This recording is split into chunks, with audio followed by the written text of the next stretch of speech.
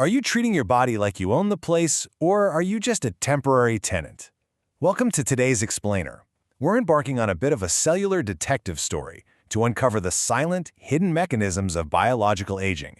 It's a journey that's going to take us deep inside your microscopic blood vessels and then zoom us right back out to the daily habits that can literally reverse accelerated aging.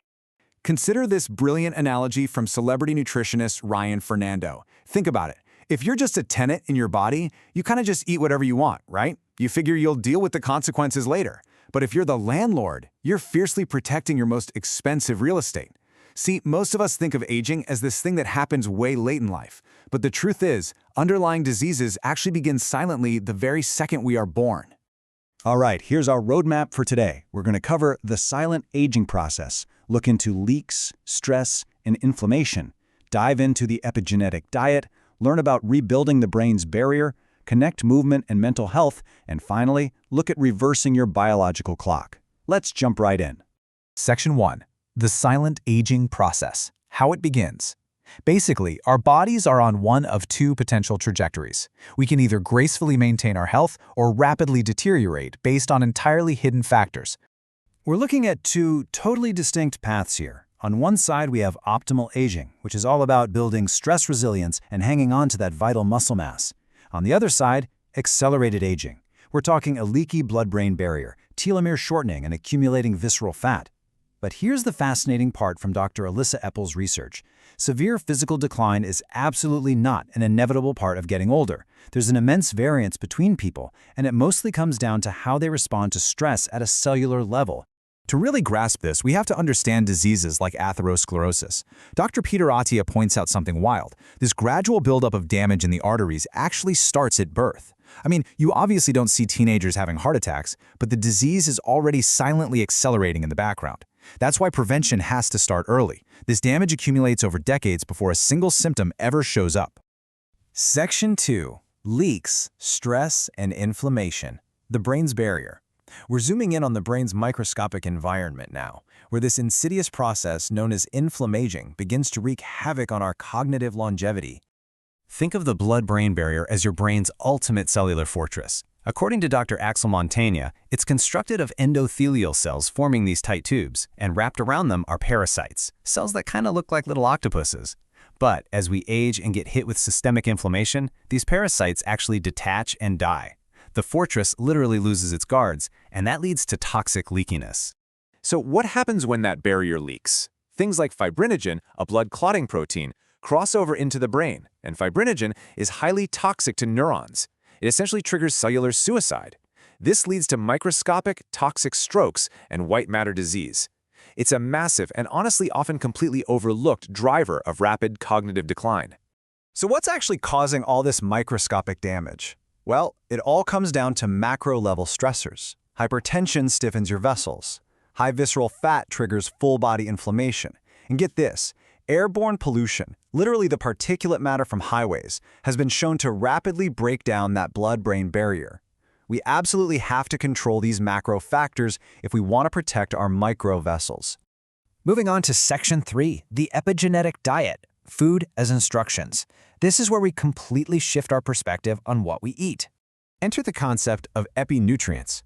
Research out of Stanford highlights that these specific compounds don't just fuel us, they act like chemical switches. They literally turn on longevity genes and turn off the chronic, low-grade inflammation that ages you faster than time itself.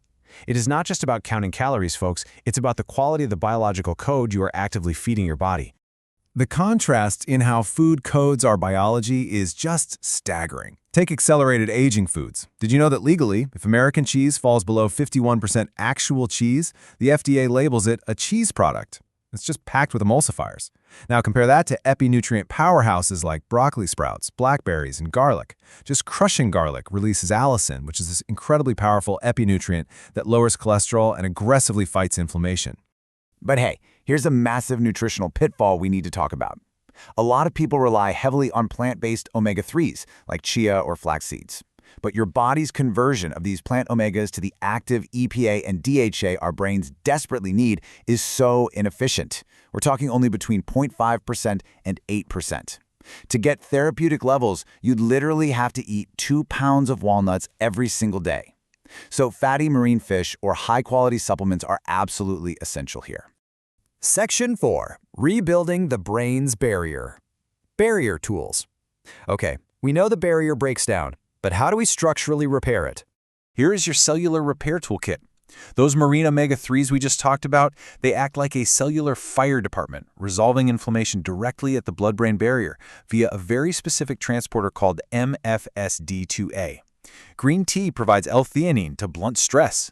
Bone broth delivers collagen and glycine, feeding your body the structural building blocks it needs. And fermented foods actually increase microbiome diversity, which heavily drops systemic inflammatory markers. Of course, just knowing what to eat doesn't magically stop cravings, right? That's where Dr. Eppel's mindful eating protocol is a game changer. First, rate your hunger from 1 to 10. If it's just stress or boredom, try to surf the urge. Cravings are temporary, they will pass. If you do indulge, eat slowly. It's all about breaking that cycle of compulsive, stress-induced eating that drives up visceral fat and hits the fast-forward button on your biological aging. Section 5. Movement and mental health. Exercise your brain. Let's zoom back out to the physical body and look at how movement and managing stress keeps your brain's fragile infrastructure intact. Consider this crazy stat. 90% of your brain's vasculature is made up of tiny capillaries that are thinner than a single human hair. Dr. Montagnier warns that without regular aerobic exercise, without actually getting your heart rate up, these tiny vessels literally constrict, collapse, and disappear entirely. And when they vanish, the neurons around them suffocate and die. Exercise is quite literally keeping your brain's plumbing alive. And how we time things matters for our daily stress hormones, too. To avoid burnout and toxic cortisol levels, try this daily stack. Get bright light in the morning, delay your caffeine for a bit. In the evening, dim the lights and maybe take a warm, neutral shower. Adding some starchy carbs at night can actually help blunt the cortisol response, bringing your whole nervous system down into a restorative parasympathetic state. Finally, Section 6. Reversing your biological clock. The organ age gap. So how do all these combined dietary and lifestyle efforts actually turn back time? This brings us to a really fascinating discovery by Dr. Tony Weiss-Corey, the organ age gap. See, aging isn't uniform. You could be 50 years old chronologically, but your liver or your brain might be aging at the rate of a 60 or 70-year-old because of targeted stress and inflammation. Identifying this gap is a massive breakthrough because it allows us to tailor our exercise and diet to rejuvenate specific, rapidly aging organs.